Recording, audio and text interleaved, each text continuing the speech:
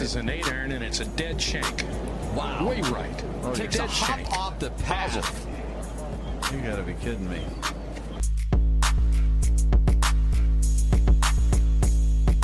Very tough pitch shot right here. You got to hit it into the hill. One hop up and bite, and it's in. Kind of like that.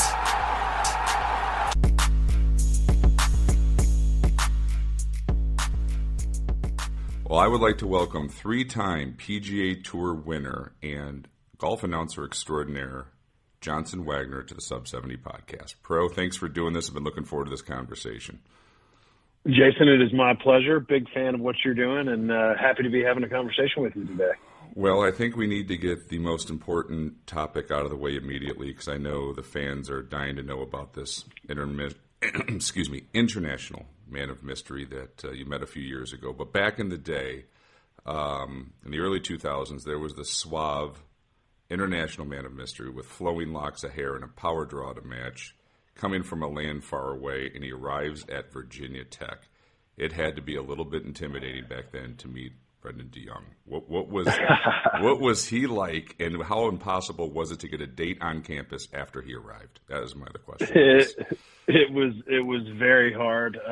It was my sophomore year that Brendan showed up as a freshman, and my freshman year, Coach Jay Hardwick told us that he had a Zimbabwean guy coming to play golf, and we were all wondering what this guy was going to be like.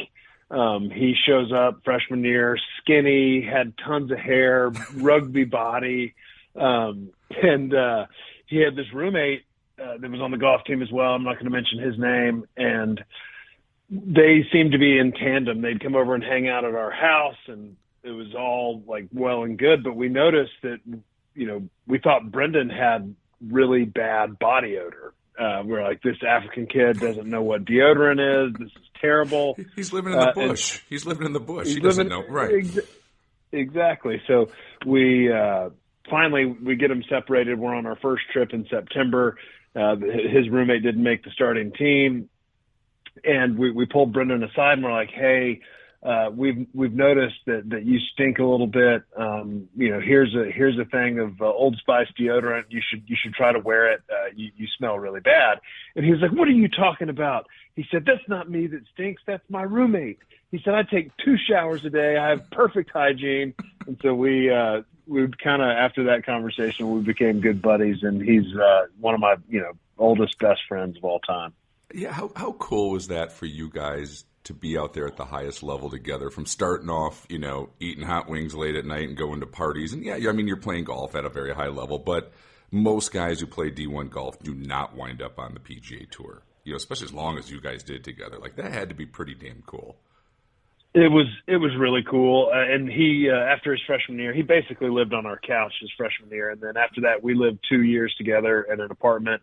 And we would order from PK's in Blacksburg. He would order 2 dozen wings, a basket of fries, and I would order a large pepperoni pizza. And I think we both packed on quite a bit of weight over those next couple of years. But getting out to the nationwide tour and him coming out the year after, we roomed together for years out there. And it was really special to get to the highest level with a college teammate and friend like that. It was just ridiculous. And now the two of us are doing some fun stuff with radio and a podcast, and it's been fun to kind of share our professional lives together, pretty much in sync with one another. Don't tell him I said this, but he's pretty damn good on TV.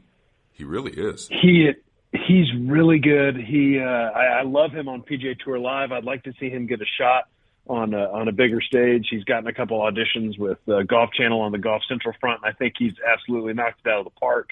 So hopefully, coming up soon, he's gonna have a more prominent place in the media world. That's what I saw too, man. He did really good in the studio. He's good. He's really naturally good. His insights are good. Like I said, don't tell him I compliment him, but I thought he would be fantastic for the studio as well. Like he's seen a lot, and he's played at the highest level, President's Cups teams, team events, individual, winning, losing. He's seen it all. Like, I thought he did a fantastic job. And I think you can probably attest to this. It's hard to make it look effortless, right? And I thought he did a great job of making it look easy. Like he's just having a conversation, and there's a producer in your ear, and The lights are going. Like, it's not that easy, correct? It is not that easy. It took me a lot longer than it took him to get comfortable with it. And we talk all the time about how much fun it would be if the two of us were on a desk together with a host and could just kind of go back and forth and have high level, conversations, because he and I don't necessarily see eye to eye on everything. And I think it could be really fun. So we're hoping that that's in the future for us. I was going to talk to you about your career. It's 3 wins, and as you know out there, it's definitely important, or not important, which it's all, every win's important, but there's something about backing up that first one, right, and then getting a second and getting a third as respect from your peers, from what I've been told. I don't have any wins on the PGA Tour, but 3 of them's, one just didn't happen, right? You got 3. And I was looking at the stats, and it's really interesting that when I'll summarize it this way, you had 23 top 10s, but 3 wins and 5 runner-ups. Runner-ups, I should say. So when you got into contention, you were tough, man. Like, what gave you that edge, or what happened once you were there? You didn't spit the bit, per se. Like, you kept moving up if you were in the top 10. That's a pretty interesting statistic to me. Yeah, I always found it really hard, playing golf for 4 days to get into that position was it was rare for me. And when I got there, I felt like when I got there, my game was sharp, my mind was sharp, and I just knew it was time to capitalize. I loved being in the hunt and having a chance to win on Sunday. It's what we all play for as professional golfers. It's the reason you play competitive golf, is to win golf tournaments. So I viewed it as the spot I was supposed to be.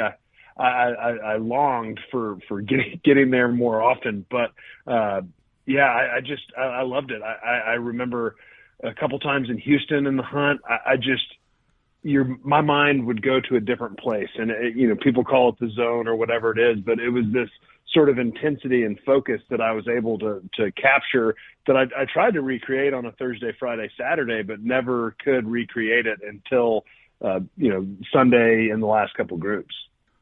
So there's 2 things to kind of take away from that, in my opinion. What can the zone's all relative, right? So for us amateur golfers, what can we do if it's your club championship or a money game to get called optimized if you're in the hunt and trying to play for something that matters to you? And then the second part of my question is, looking back, what do you think you had to do to get yourself in that position more often? Because when you got there, you did really well. What prevented the top 10s from not being more often than it was? Because when you got there, you had the confidence that you could do it. I would think my biggest mistake in my career was not giving the gym enough attention. I think I was kind of at the end of one era and the beginning of another, and the end of the era that I chose was the one where guys didn't really work out, maybe played some cards, had a couple beers after a round. And then as I got pushed out of my career, it was these younger guys that the gym was everything. The gym was number one. And I think physical fitness probably played a huge role in me not being more consistent. And as far as the first question, I always found like everybody's brain has the tendency to wander and to focus on things that aren't going to help them. And so when I found myself thinking about things I shouldn't, I would just pause, take 2 or 3 deep breaths, and then that would kind of refocus me into the position that I needed to be. I think breathing is an underrated aspect of high-level competitive golf. You've got to be able to control your heart rate and to control your mind with breath. And then would you just sort of take it one shot at a time and focus on the next shot and not get in front of yourself as well, of thinking about what those wins mean, stuff like that, like you really stayed in the moment? Yes, and I will say one example of that, 2012 Sony Open, I was in Kapalua, and I had such a great off season, was working out for the only time in my career, and I flew over to Hawaii, and I knew I was going to win one of those 2 events. And I got to the Sony Open after a solid week at Kapalua, and I go shoot 5 under on the front 9 on Thursday, and I make the turn.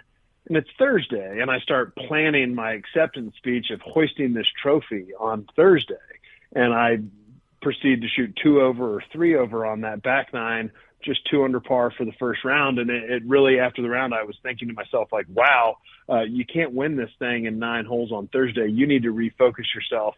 You're still in position to win this golf tournament. So that was a good lesson for me about not getting ahead of myself. And I took it to heart and managed to, yes, play one shot at a time. And everybody's mind wanders, but it's when it starts to wander, how quickly you can catch yourself and redirect your thoughts in a more positive manner. Hell of a lesson right there, right? I know as a pro, you're playing well. The confidence is there, and then all of a sudden, boom, hit sideways in the head. Here comes, what should have been a 65 that day, and you pissed a few away. Yeah, and all of a sudden, okay, we're not holding the trophy quite yet. It's a fine line, right? It's a fine line. It is. When you have that first win, none of us who play golf, there's very few who get them. What's that feeling like that, that afternoon after the acceptance speech and you're holding the trophy and the next morning? Like, is it elation? Is it relief? Is it both? Like, what's that feeling like to win at the highest level? For me, it was euphoric. I won the Houston Open in 2008, and after I did all my obligations, my agent had a private plane waiting with my wife and my caddy, and we flew straight into Augusta. I wasn't in the Masters the next week until I won, and so we flew to Augusta that night, and I was playing a practice round in the Masters the very next day, and it was completely euphoric, and it was a high that I have not since felt again. It was a culmination of childhood dreams, of hard work as a young pro. It was everything. It's the greatest feeling I've ever had professionally. Have you played Augusta before that moment, or was that the first time you played Augusta when you flew down there after a first win on tour?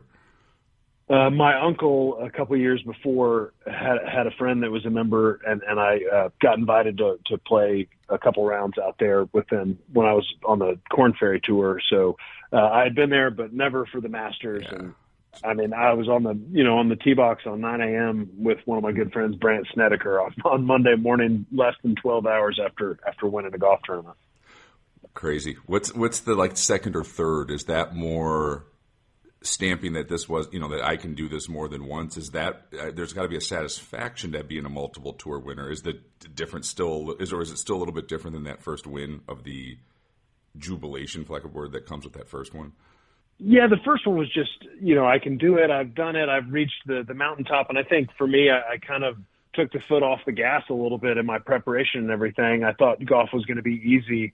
And I sort of went into a dark hole for a couple of years and was on the verge of losing my card in 2011. I was playing out of 126 to 50. I had got a new caddy on the bag and went to Mayakoba and just got on this sort of great mental mindset. Wasn't even playing that good of golf and just had the best week mentally of my life and grabbed that second win. That one in Mayakoba, that was a relief. I knew I could do it, but winning that tournament, it was exhilarating, but it was a relief to not be a one and done, play on tour for 4 years and never be heard from again. It was the second one was a total relief. And maybe the most rewarding too, because it took me from, a deep hole of losing my job to now, okay, I'm back on top. I'm a winner and I'm going to get back to work. Was the third one the easiest just because now you've got the experience, there's a little less pressure, and then sort of just time that one up? It was, and I was worried, like I mentioned, I was working so hard in that off season. I just knew I was going to win. And if you had told me on the 18th green right after winning that was going to be my last win on tour, I would have thought you were crazy just because I thought I was unstoppable. I actually finished second the very next week at the Amex, and I thought I was going to make the Ryder Cup team, win 3 more times that year. And it's funny, once you think golf becomes easy, that's when it really kicks you down. No doubt. It's a cruel game at times, right? Rewarding and it's cruel. Yes. You played in all the majors. Is there a memory? Obviously, playing Augusta after your first win, that's pretty good. So let's say that one's on the top. Is there another memory from playing in a major, from an Open Championship or a U.S. Open or PGA, that still stands out to you that, like, wow, that was a pretty cool experience? The Open, I played in 2 Opens, 12 and 13. 12 was Royal Lytham in St. Anne's, and then 13 was at Muirfield. It was the one that Phil Mickelson won. and I had my whole family over there. My kids weren't there, but I had my wife, my brother, my parents.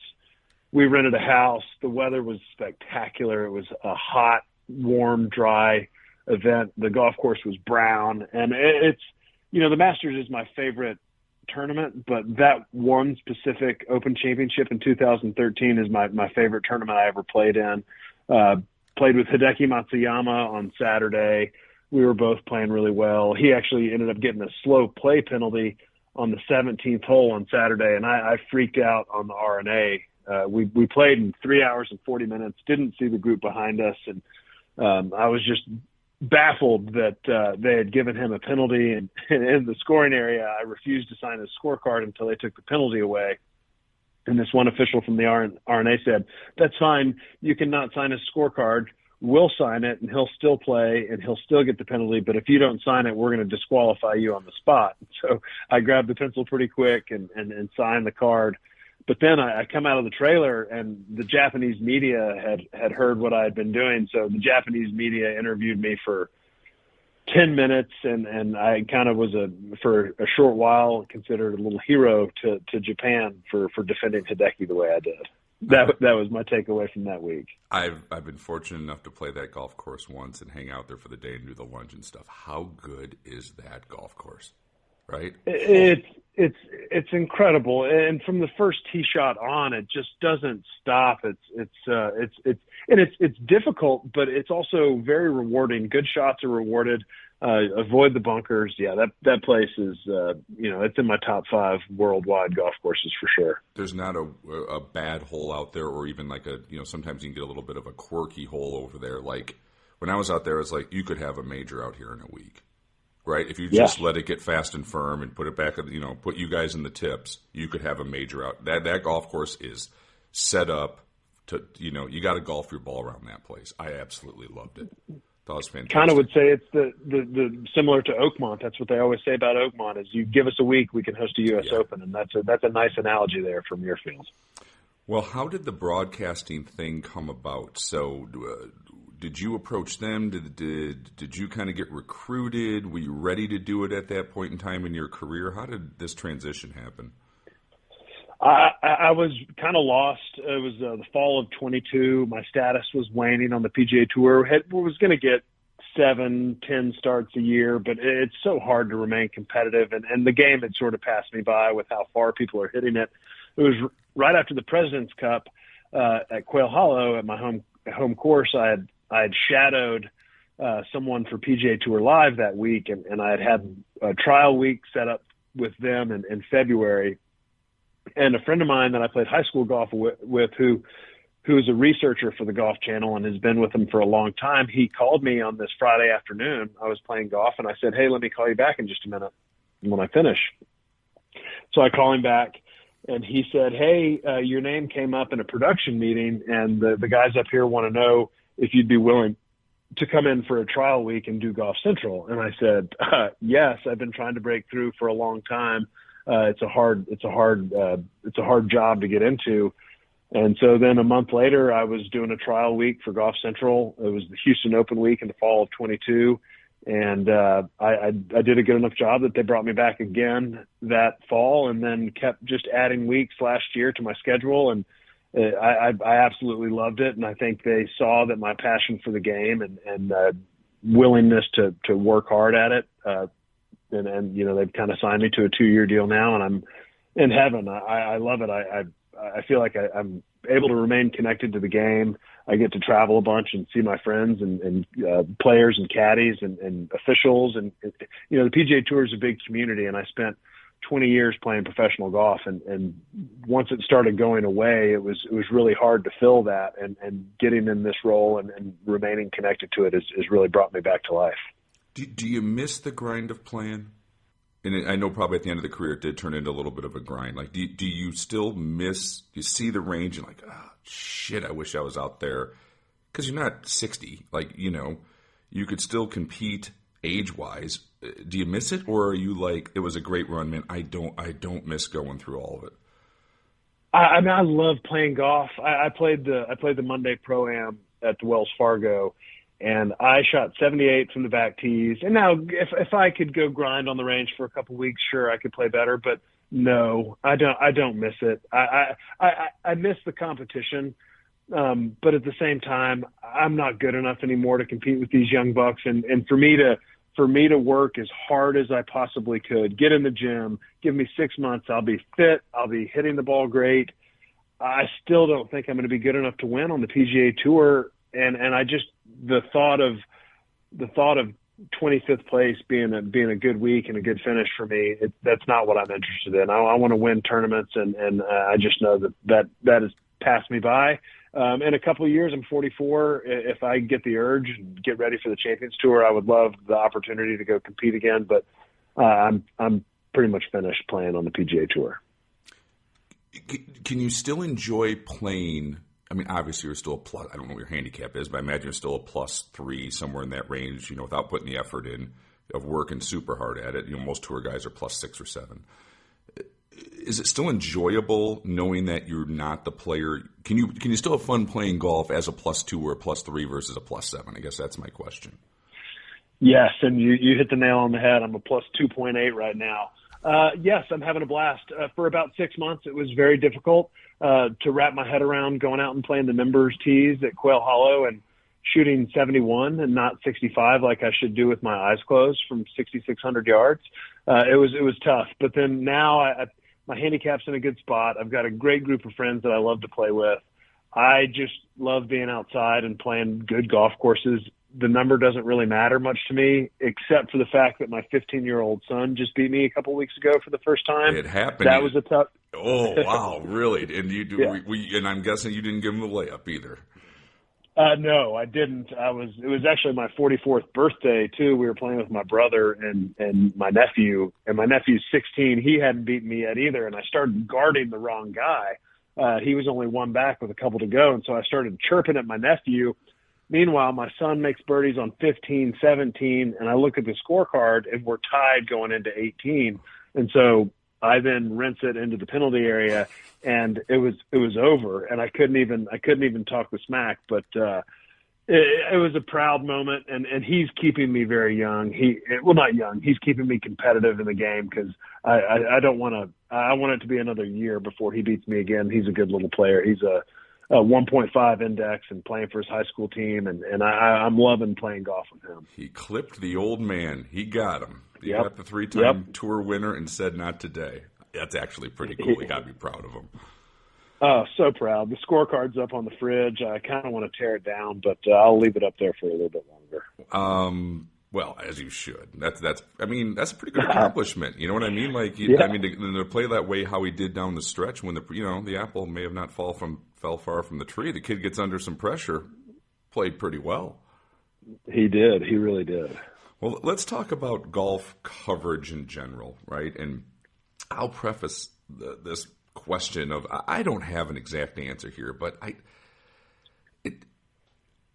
where does it need to go, Johnson? Like I don't watch as much golf as I used to, and I don't know if it's because the talent is sort of switched between both tours, and we'll get there in a second. But there's almost like a transition in the golf broadcasts, and I know you're doing some different stuff this year that you can talk about to try to freshen it up. But like NBC is struggling, right, of like finding their identity. Like where do you think this goes for, say, the fan that's 50 and under, where stuff moves faster?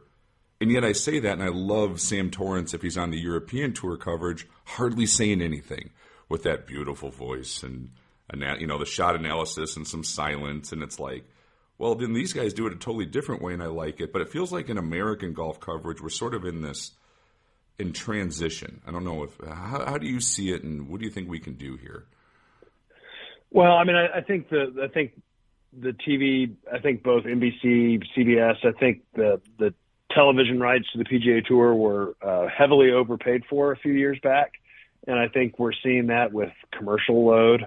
But these television companies have to pay the bills, and so commercials are a part of that. I also think we're entering a really cool time or an interesting time, cool for me, that to sit in the chair of Johnny Miller or Paul Azinger, you had to win a major championship, right? And I think as we move forward, we're finding out that these guys that have won major championships and are getting ready to finish their careers, they've made so much money, they do not need or want to do television. So I think where NBC and everybody are going right now, look at Kevin Kisner getting the job in Paul Azinger's seat a few times this year. Kiz only won 4 times. Sure, he's been popular on social media, but I think we're entering a time where television needs personalities out there, and it needs to be fun. And that's like, you can have fun while covering golf and have respect for the history of the game. And I think what I'd like to see happen, if I'm having fun while doing the broadcast, I would think that the people watching at home would be having fun. So I think that's, for me, that's where I want to see it go. And some of the stuff I've been doing on the live from studio shows at the Players Championship and going forward at all the other majors this year is going out on the course and recreating shots and just showing how good these guys are with a little comedic timing, and just in general, just having like this love for the game. Because when I was growing up, I watched golf because I love the game. And I think seeing people on TV loving it, covering it, I think that will bring more people in, and maybe they'll have more fun watching. I don't know, though. It's the fractured nature of our sport right now has really hurt. I mean, you look at the Players Championship, it was one of the best finishes seen in years, and it was, television ratings are down across the board. I just think the general public are a little bit fed up with the greed that has come into the professional game. Are the modern players, like you're doing a walk and talk at the PGA next week, right? Where you're going to be Yes. early in the week. Is that the practice rounds you're going to be doing with them? Tuesdays and Wednesdays, I'll be doing walk and talks. Yes. Back in the Tiger era, at least, and tell me if I'm wrong, there was a little bit of a wall up with the players, like, I'm out here for business, don't talk to me right now. It's a major. Are the newer players more open to having you talk to them, get their insights, what's going on, than probably it was 10, 15 years ago? 100%. I started doing walk and talks at the U.S. Open last year, and then I did them at the Players Championship, and now at the PGA. So this is my third one. I've probably asked 17 or 18 guys to do them, and I've only had one say no. And I think if you go back to 2002, 2003, I think it would be the other way around. If I asked 17 or 18 guys, I think 1 or 2 would say yes, and the rest would say no. No, I don't want to affect my practice round preparation, even Right. if it's just for 5 minutes. And I you look at a guy like Max Homa, all these young guys that are so engaging. Rory McIlroy, Jordan Spieth, they're engaging with the media because they know what it does for their brand to be on television. It's good for them. It's good for the companies that sponsor them to be on TV and to show some personality. Versus no comment, I'm here to win a golf tournament. Exactly. Yes. Have you been in a position yet where you've had to criticize a decision players made on the golf course? Nothing personally, right? But like you're watching this in slow motion and going, oh, shit, this is bad, and it turns out bad. And then are you ever in a tough position because you know these guys, you're not that far removed from from playing the tour, that you may have to make a call and make an opinion because it's your job, and they might not be thrilled with you in the locker room later? Yes, a few different times, and it's part of the job that I found to be the hardest. That when I was told, especially calling golf, not necessarily the studio side, but calling golf to, I always thought Johnny Miller was way too critical and didn't like him because of it. And I've had a couple instances, and my philosophy is if a player had a problem with what I said, I would go back to it and be like, look, it was, Jason Day last week on Friday on the cut line at the Byron Nelson par 5 18th hole with a creek in front of the green. He's in the right rough. He's laying up. He catches a jumper and it 2 hops into the creek. It was inexcusable. He was on the cut line. That ball should never have even been anywhere near that penalty area. And I roasted him on air for it. He happened to hit it on the green and make a 40-footer to make the cut on the number. So good for him. But the decision was so poor. I don't know how you can make that mistake in that situation. And I actually, Wyndham Clark in Punta Cana last year in the Dominican Republic, about 2-3 weeks before he won the Wells Fargo, he putted terrible on Sunday, and I was roasting his setup and his putting. The toe was way off the ground. I felt bad about it, but I'll stand behind my statement. I feel like mechanics in putting are important, and his mechanics were not very good. And you could clearly see this, so you owe it to the audience. Hey, if you set up like this and you keep missing putts, here's what's going to happen, right? Like, I know this stuff. Yeah, watch Wyndham Clark miss another 6-footer to the left because his toe is way too high in the air. Yeah, and hopefully they don't take it personally, and it's, you're actually maybe doing him a favor a little bit on his putting stroke. But I think that would be hard, man, because it's like a fraternity out there. These guys are your friends, and yet you're hired for a role sometimes where you have to be honest with the people watching. You have to be. Absolutely, and I would never be malicious with it. Just tell it like it is, and if they have a problem with it, then that's their problem. If they've hit a bad shot and I call it bad, and they think it wasn't bad, then maybe they can convince me otherwise. Yeah, and you have to do it that way, and also too, they probably respect you. Like you said, you've been out there for 20 years, and they would probably, once the anguish of the situation or frustration went away, they'd probably go, yeah, he's right. That was a shitty golf shot under the circumstances, right? Right. You guys all, even though you guys are all great players, even you guys can mishit them a little bit under, at times. So, yeah, it's an interesting role that how you're switching sides. Yet you're, 20 years from now, if you're still doing it, you probably would not have that connection with the players that you still have now. And that's why I think that transitions, can be difficult because you're still friends with a lot of them. But it sounds like you're handling it well. But I think it's what's making me a little bit more relevant now, because I'm comfortable going up and asking them to do walk and talks, and I think they're comfortable with me because I've played with most of them.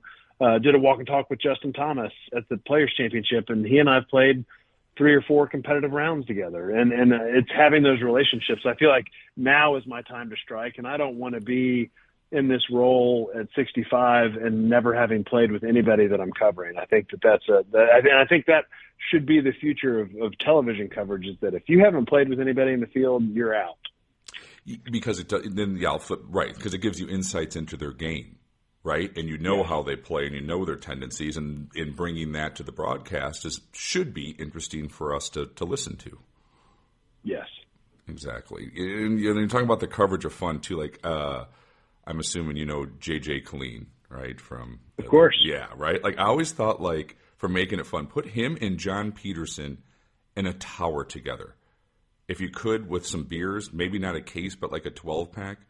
And I thought, like, they would be hilarious, right? Like, he's so quick and funny. I'm surprised he hasn't gotten into it yet. But if you put, like, him and Petey in a tower together, I would be in tears laughing at the coverage. The question is, does it get over, out of control? And I don't think it would, because once again, they're young enough where a lot of their peers are still out there playing. But I don't know, is it something fun like that, right? If you put you and Brendan in a tower together, and the back and forth happened. I think that would be, with all these streaming things we have going on, I think that would be an awesome alternate stream for a broadcast to try it, because I think both those guys are great. I think it would be incredible. All right, I'm voting for Petey and JJ to come out of what they're doing and go into a broadcast booth and stick them on a Friday afternoon on like PGA Tour Live and just let them do their thing. Yeah, absolutely. It would be hilarious. Plus, they've all played at a really high level and won at a high level. Like, it would be great. I hope they start doing stuff like that, almost like what the NFL has done. If you ever flip, Monday nights and go see the Manning brothers, and there's times I'm in tears laughing, and you're watching the game, but you're also like really entertained because, they're quick. It's funny. Big fan of the Manning cast. Yes. All right. The other big question, because we keep hearing about it. Let's assume this does come back together with PGA Tour and LIV, because we probably both agree it needs to for the good of the game. And I'm not saying you have any insights, but if you were putting it together, how does this wind up? It's so complicated. A lot of the guys that have left, and a lot of them are my friends. Let's say Harold Varner or Cameron Tringali. If they were allowed to come back, they'd have to go to Q school. Neither of them would have status on the PGA Tour or Korn Ferry Tour. They'd have to go straight back to Q school. I think when you think about it coming together, even a Jason Kokrak or a Taylor Gooch, those guys have no status on the PGA Tour, even if they didn't give up their membership. So I think you're talking about Rahm, Koepka, Cam Smith, maybe Bryson. There's a few. I'm sure I'm leaving a couple of people out, but there's only Dustin Johnson. There's only a few people that would still have remaining PGA Tour status. And when you think about how hard it is to get a PGA Tour card, and then how hard it is to keep it, 125 guys keep their card. We've got the Korn Ferry Tour, the DP World Tour, and now Q School back, all coming together to make this membership. So don't forget Asian Tour now will probably be thrown in there with them owning that, right? So how does that funnel in? And so then you add, just let's say you add 10 or 15 live guys coming into the equation. It's like, well, whose spots are they taking? They were, and I think that these are the conversations that players are having. And I know McIlroy's kind of changed his tune a little bit, wanting it to happen quickly. I think Jordan Spieth is standing pretty firm. It's very complicated on how to bring it together. What happens to the Live Tour? Does it still exist? But I think the main goal is that we want the best players in the world all playing on the same tour more often. I think these signature events are pretty incredible. With the fields that they're getting, and to not have the Rahm and the Koepka and the Cam Smith there, it stinks. We need those guys back. The Bryson DeChambeaus, as much as I don't like the guy, it would be nice to have him there to root against. And I don't know what it's going to look like. I think it's a lot more complicated than we think. I think there's too many logistics to get figured out. Some of these contracts are coming up pretty soon. And then maybe that's just what it's going to take, is for the live contracts to run their course, and then the tour to offer a pathway back for these guys that left earlier. But one thing I do know is that I'm pretty sick of the narrative, and I know DeChambeau said it at the Masters. Taylor Gooch has said a lot about it, saying that they want to come back and they want to unify the game. And look, I'm fine with going and taking your money and going to play live, whatever. I'm not going to make the argument that you got to know where your money comes from, like Brandel Chambly's been doing. That's not my argument. My argument is this: you left, you took a bunch of money, you burned the house down, and now you're calling to unify the game. I don't have the time for, or the patience for. You can't set the place on fire and then call the fire department 2 years later and say, hey, the house is burned down. You need to come put this thing out. I'm sick of that narrative. If those guys get back, they'll be lucky, and there'll be some penalty to pay. Or you just take your $30 million and you say, well, I'm good with my career. Yeah, right there, I assumed when you signed for that, there was never going to be a guarantee to come back anyway. So I assumed if I was their agent, I'd just be like, here we go. Like, it's $32 million, man. Do you want it or not? And they're like, yeah. Then you're like, okay, you're set for life, but your career could be over in 3 or 4 years based on there's no guarantee. And I think they would almost have to accept that's the reality. And all those guys, when they left, Jay Monahan was clear for a long, long time. If you leave and go and play this tour, you are banned from the PGA Tour for life. And that was what he wrote on. And now I know a lot of things changed last summer when the framework agreement came out, but that was the decision they made when they left. That was the consequence. So for them to be surprised by it now, 2.5, 3 years later, is ridiculous. But I don't blame them for taking it, right? Because then Harold, let's take Harold, he's a great guy. Like, you have to say, am I going to make $3 million for 10 years out here on the PGA Tour? There's no guarantee on that, right? So, but then you just got to live with it. Definitely not. You just live with it, right? Yeah. Like, you live with it. You've done well, sir. Right? And then that's okay if you're not playing professional golf at 30, what would it be, 37, 38? Okay. Yep. You got your family, you're set for life. I think that, and I'm not judging one way or the other or supporting one side or the other, but I think when you took that contract, you made that call. When Taylor Gooch is making $32 million last year, he might not get into majors, but he made $30 million last year. So, okay. Right. It's fine. If the majors were that important to you, then you should have thought about that before you left to go to a tour that didn't get world ranking points. Right, but you took a deal to set your family up for the rest of your life, and that's fine too. But you may not get absolutely. it both. You may not get it both ways.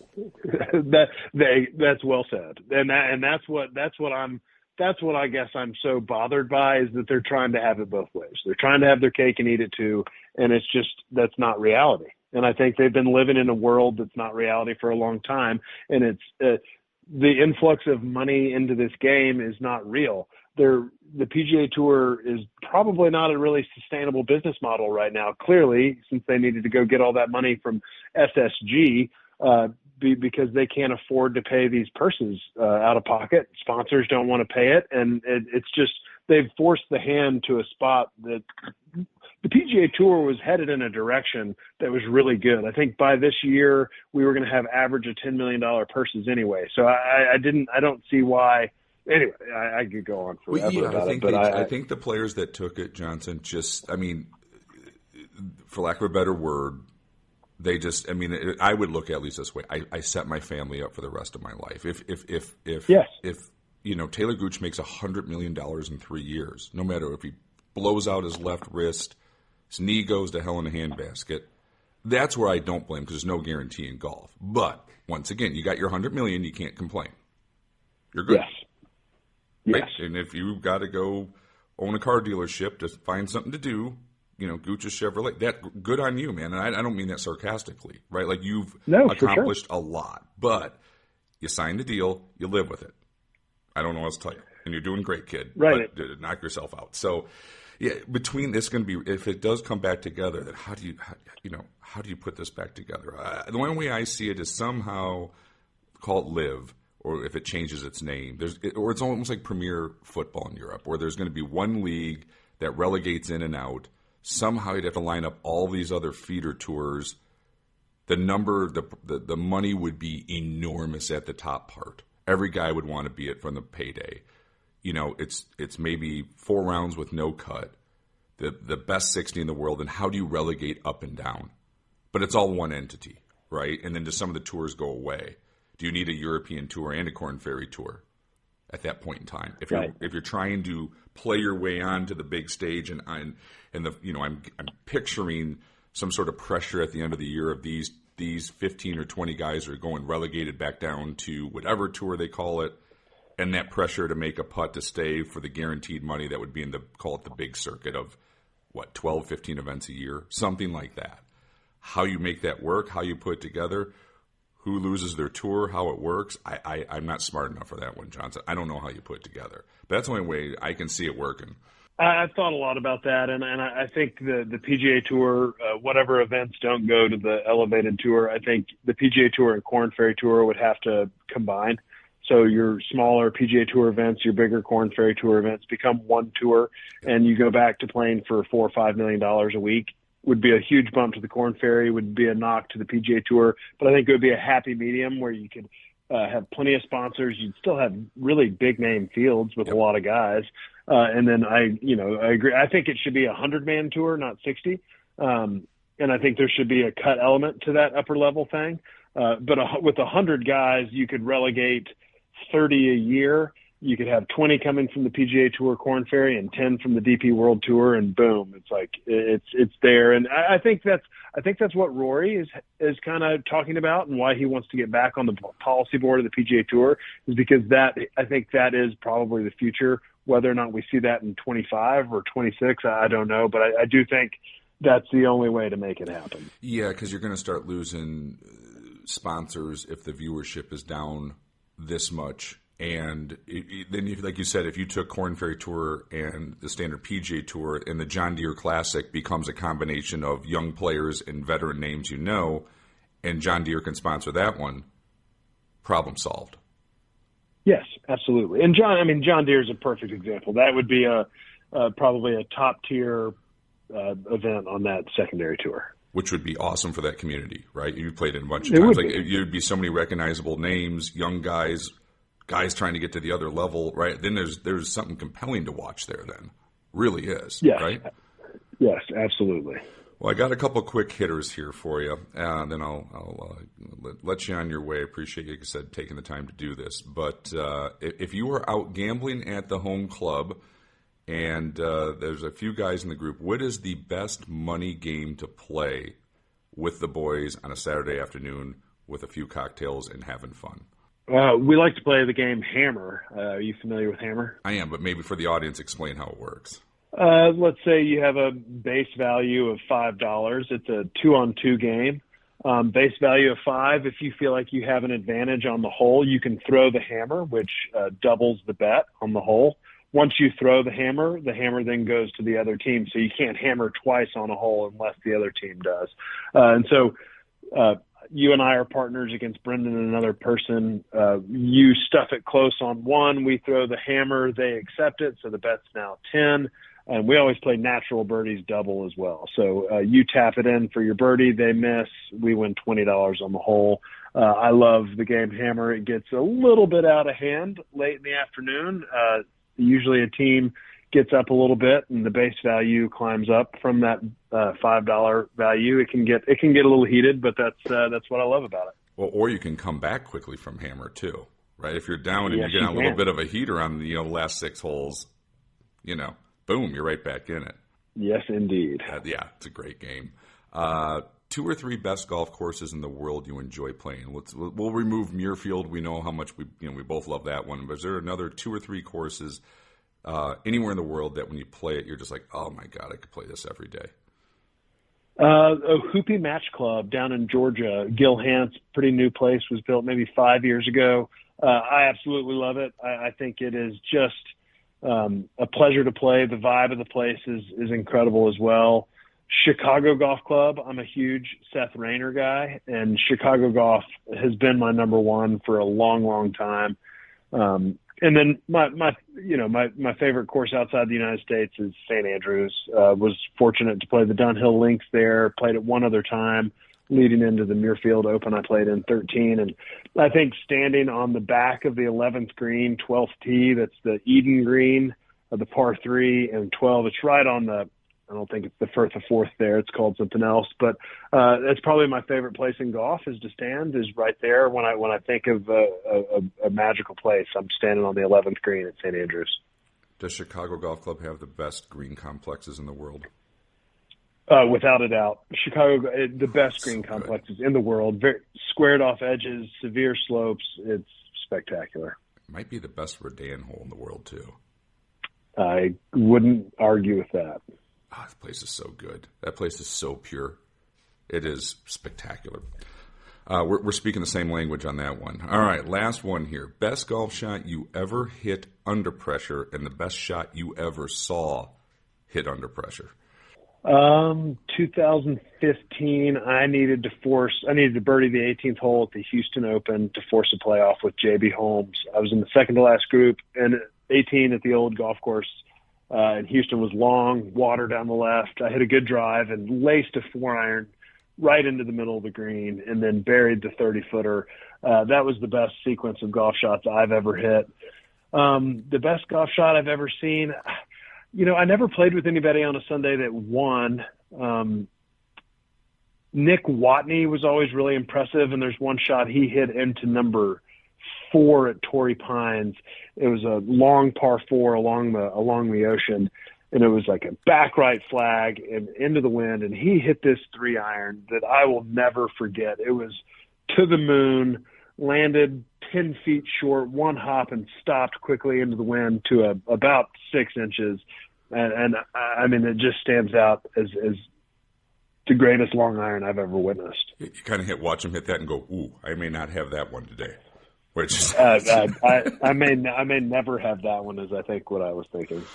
Well, thank you so much for doing this, man. Like, I really appreciate the time. It's best of luck in the broadcasting. And it sounds like you guys kind of have an idea of going the right way with it. And so when we're home watching, especially next week or any of the events, that we want to have a smile on our face and be entertained, watch some great golf, but also, feel like we're into that broadcast of what's going on and bringing the insights, but yet, making it fun. Golf should be fun, right? It's hard enough as it is. So exactly. Golf is fun, Jason. Yeah, it should be fun, right? I mean, it all beats the hell out of us every now and then, but exactly, it should be. We shouldn't be out there not smiling and having a good time. So appreciate 100%. everything you're doing and appreciate your time today. Thanks, Jason.